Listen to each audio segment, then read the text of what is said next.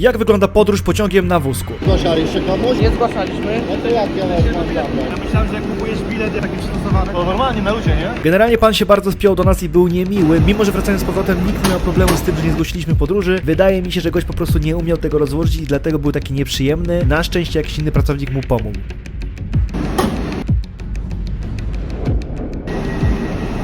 Tu jest moje miejsce, które jest przydzielone specjalnie dla mnie. Tu mam pas, przyczepiam. Czuję się tutaj niezbyt bezpiecznie. Lekkie drgania pociągu sprawiają, że lecę na jedną stronę bądź drugą.